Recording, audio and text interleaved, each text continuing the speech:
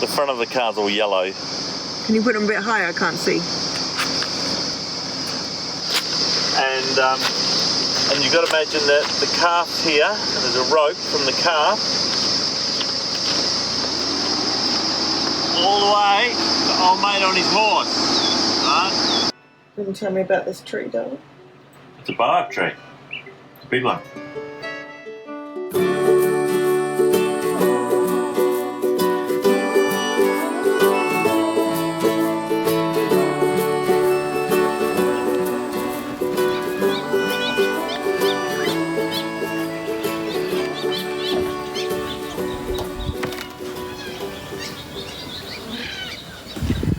Making our morning coffee and then we're hitting the road. In Perth, sunny day, 25 degrees. Partly cloudy tomorrow, 25. A shower or two clearing on Monday, 21. ABC News. Bit of rain ahead. Yeah. So we've just left our little camp spot and we're heading towards Darwin. We've got 2 borders to cross on this trip. So the next one is the Northern Territory border in about, or today or tomorrow. So there you go.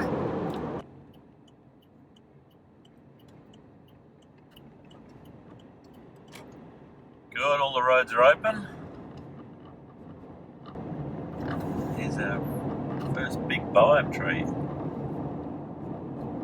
I reckon this would be the most photographed baobab tree in Australia.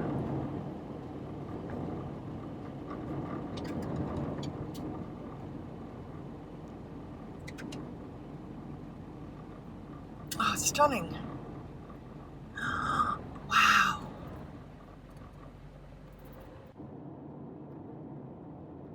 Bit of wildlife on the road here. Yeah. Big fella. He's a drought master. He is a big fella. Yeah, he's a big boy.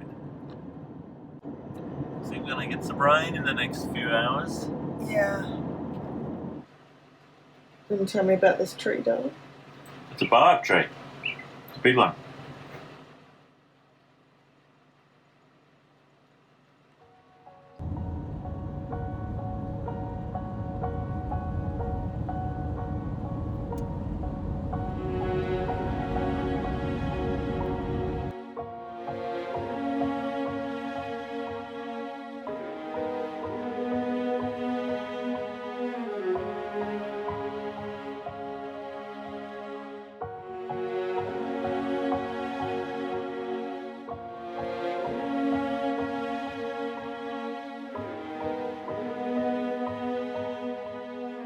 So we're just coming into Fitzroy Crossing. The last time I was here was 30 years ago when Magnus and I travelled around Australia together when we first met.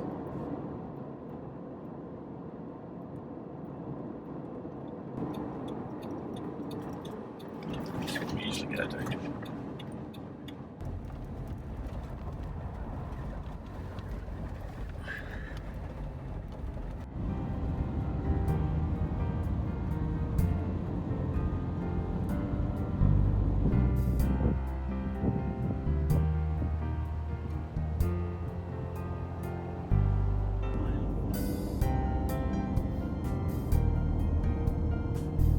It's pretty close to the edge of the road though. Yeah.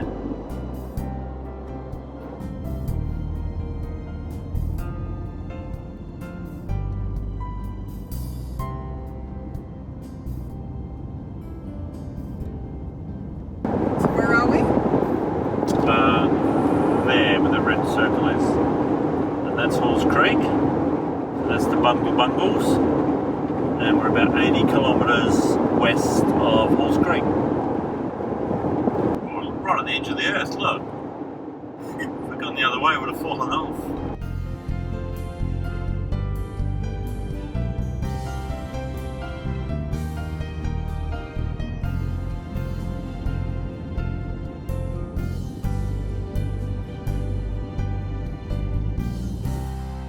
We stopped for a spot of lunch. And this is making our cheese and Vegemite sandwiches. Vegemite, cheese, tomato, and lettuce. Not a bad spot. Kimberley Kimberley sure is beautiful. Oh yeah, it's going to pour down in about 10 minutes, I reckon. Lettuce for the ants.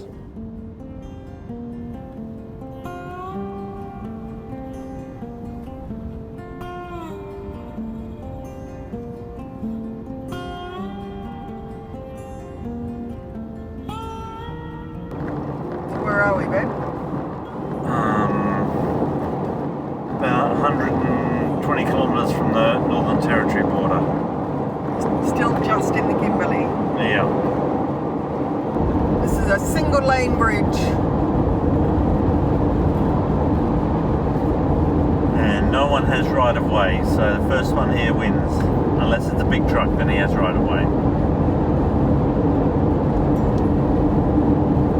But these single lane bridges are quite common in the north.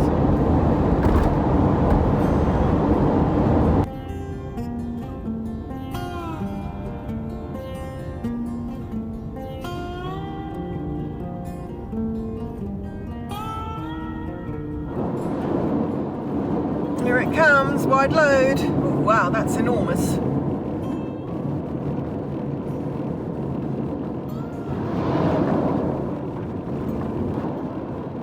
Bit of excitement for the day. We're getting very close to the border now.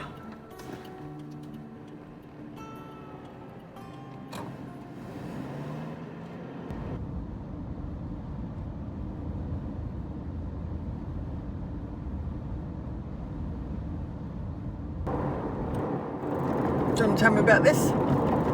This diverts the water for the dam. The dam's on the right, the Argyle, Lake Argyle, and that is the river down there, the Ord. And this is the, I think it's the biggest dam in Australia, I'm not sure of facts.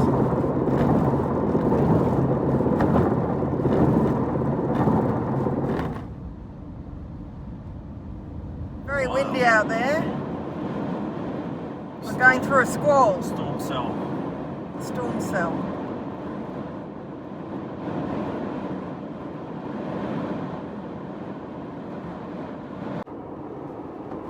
So where are we now, babe? Where this red circle is, and the border is there. Okay, so we've got our papers ready. It's like travelling in Europe, isn't it? Yeah. Well, in the old days. Yeah. What do you mean by that? Well, in the old days, when you travelled in Europe, you had a border at every country, and you just used to have to show your passport and visas and all the rest of it. Whereas now in Europe, you just don't even know you're going from country to country, apart from the number plates change. Just about to come up to the border crossing. We're not quite sure what to expect. We've got all our papers ready. We've never done this because the last time we crossed a border, we were flying. What does it say? Entry restrictions may apply, visit website, coronavirus, da. Ooh.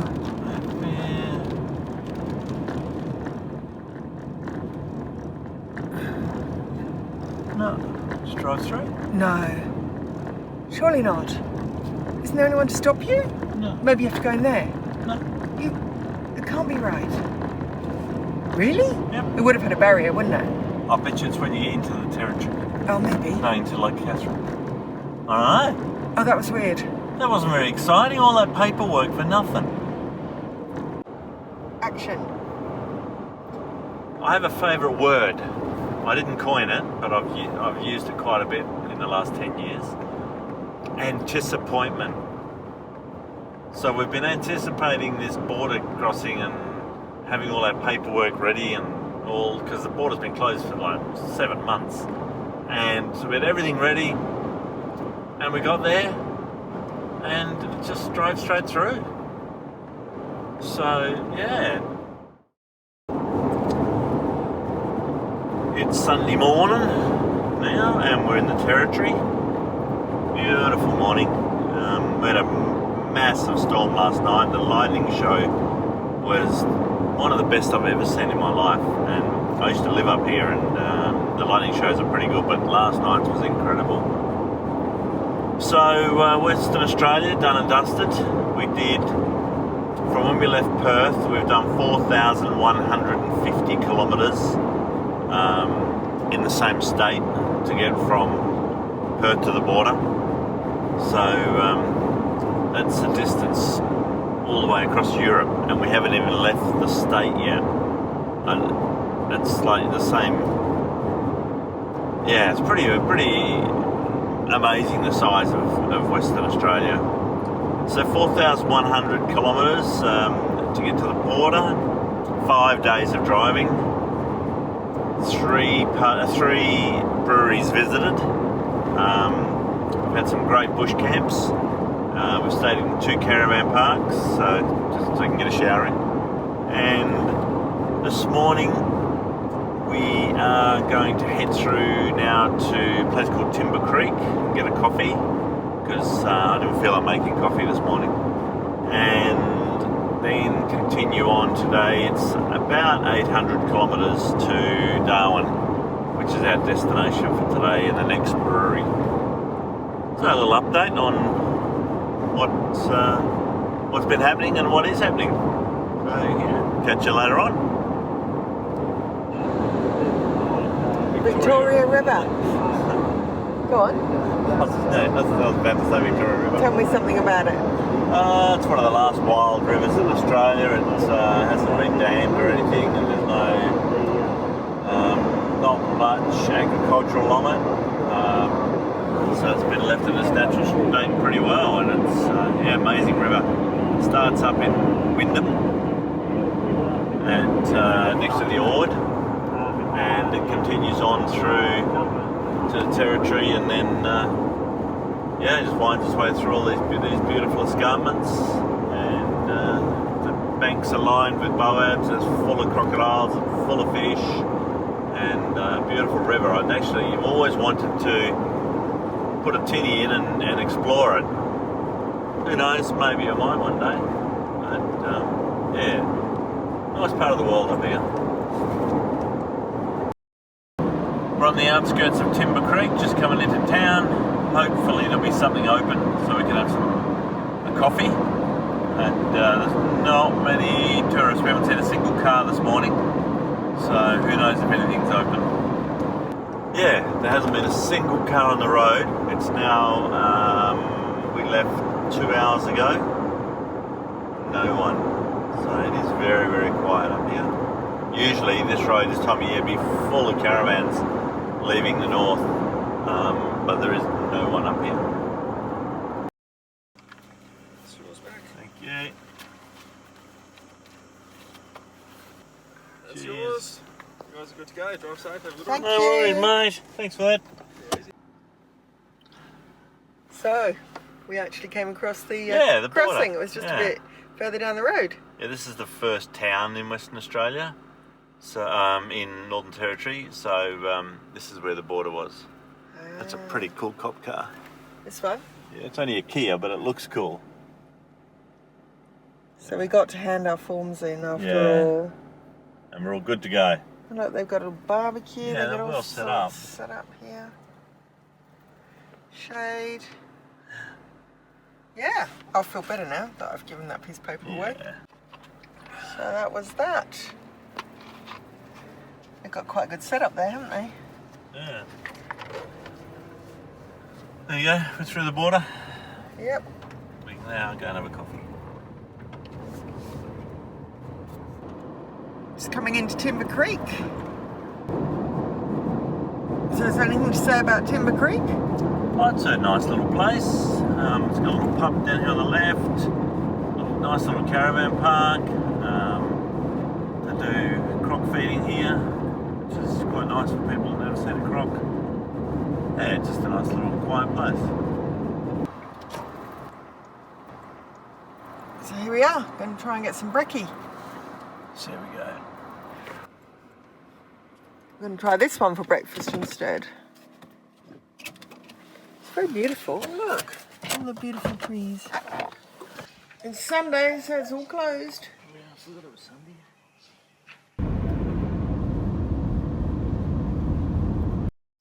Action. The front of the car's all yellow. Can you put them a bit higher? I can't see. There's millions of these fellas. When there's a plague of locusts at the moment, and we managed to go get through one and change the orange car to a yellow car. But as we drove in here, I said to Wendy, "Do you know what that is?" And she says, "Yeah, of course." I said, "What?" And she says, "It's a cattle fence." And I said, "Not really. That is a work of art. Not in the normal sense, but in the sense that the guy, when they invented it, it works really well." So, like, when you're in a yard, imagine this all fenced, right? And it's got cattle in here, mainly mainly calves or little bull calves, and you want to get them in to brand them, and you want to mark them and do all the bits you do and dehorn and stuff. So you'll get someone on a horse will lasso a calf, and then they'll bring the calf up here, they'll bring it up here, they'll bring it along, right, they'll bring it up here, and you've got to imagine that the calf's here, and there's a rope from the calf all the way to old mate on his horse, right? So now the calf's over there, and he's going to bring the horse in here, right? This is not usually raised, it's flat, and the horse will come along, right? And the rope, the calf's over there, the rope will hit this, right? Then he'll turn the horse towards this, the rope falls down there, right? And then he backs up, so now the rope is stuck under here. He backs up, and he's dragging the calf, and he keeps backing up until the calf comes up and gets dragged against this panel, right? So now you've got your calf here, it's stuck here, and you can come in and throw it. So what the throwing it means is you get it on the ground. Usually on this side, or over here, there's a little fire going with your branding irons in there. So the calf's now thrown, he's on the ground, right? Someone will get a branding iron, brands on. Then someone will get his knife out, mark it up, right? And it generally won't have any horns to remove, but if it does have any horns to remove, like little buds, they'll scoop them out with a red hot little hoof scooper, and when he's had all that, and he'd get his ears clipped too, depends what state you're in, and then they'll take the rope off the calf, he'll get up and he'll take off, right? And so that's what that's for. I can't remember what the rail's called. It might be written on this panel up here, I'll have a look. It says a stockman on a Broncho horse pulling a calf up to a Broncho panel to be castrated, branded and earmarked. Verbatim, what I just said. I haven't read that. So here it is, exactly as I described it. A couple of working dogs, 1, 2, 3, 4, 5 working dogs in there. The calf's upside. The fellas here are going to throw it, right? Then you've got the rope coming out here, and that'll go to the Broncho that's dragged, the working horse that's pulling the calf in. And there's no little fire going anywhere, but generally there is. And here's another one up here. It's all the same idea, very simple. And this whole area, this is called the Durack Memorial. This whole area was first settled by the Duracks. They were a family who bought a mob up from, I'm just going on memory here, bought a mob up from the southern states up through Queensland to investigate and see if there was any good grazing country in this part of the world. You should hear the cicadas. They are so loud. See if there's any good grazing country in this part of the world, and they drove this mob of cattle up, and Patsy Durack was he was the brother that was the main brother. Him and two brothers called Michael. I couldn't quite work that out. There was Skinny Michael and the other Michael, and Mrs. Durack, and they all, and a few other helpers and Aboriginal helpers and stockmen, and they drafted this mob of cattle up the east coast, but the cattle didn't do very well, and by the time they got somewhere, I don't know, Rockhamptonish,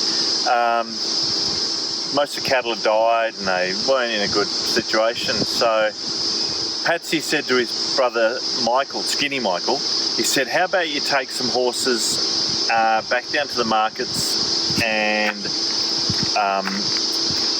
sell them and get more cattle and bring more cattle up. So Skinny Michael takes off with about 60 horses to sell them at the markets, and on the way down he was told that they were fetching a better price in Adelaide. So instead of just going to Brisbane, he went over to Adelaide, sold the horses, hopped on a steamer, went back down to Sydney or Melbourne, bought some cattle, drafted them all the way back up, drove them all the way back up to where Patsy was waiting.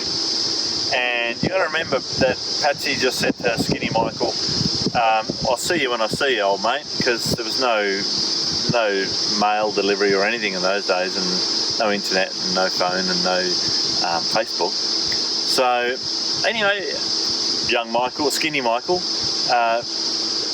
pops up one day with some cattle, and that took 4 years. I think it's 4 years. I might be using a bit of artistic license, but it took a bloody long time. So Patsy was just sitting there waiting for his brother to get back, got back. Short story long, he then took these cattle up through West Queensland and up through Mount Isa and kept going along, and he kept going right through here. And actually there's a little place about 500 kilometres west of here, El Questro Station, which is another interesting story. I met the young fella, the English young fella it's a tourist resort now, and I was on a trip once down through the Canning Stock Creek, and I met the young English fella, he was not young now, whose mother told him to go to Australia, become a man, buy a cattle station, and he did, and he established El Questro as a tourist destination, which it is now. I'm digressing. Anyway, Durack was up through El Questro way, and there's a boab tree up there with a big D in it, and story goes that anywhere that Patsy Durack went, he'd always blaze a tree with a big D, so that people knew where he went, and that's what he did. So there's still a boab tree up there, and near one of the gorges, which has big D in it. Fantastic story of early pioneering cattlemen in Australia, and there's a great book written by his granddaughter or great-granddaughter, Dorothy Durack. Was it Dorothy, man? I think it's Dorothy, called Something in Castles. Kings in Grass Castles. If you ever want a good read about early Australian explorers and cattlemen, incredible read. So Kings in Grass Castles, look it up. So anyway, that's where we are here. This is the Broncho panel, and you've had your little Sunday morning lesson. See you, kids.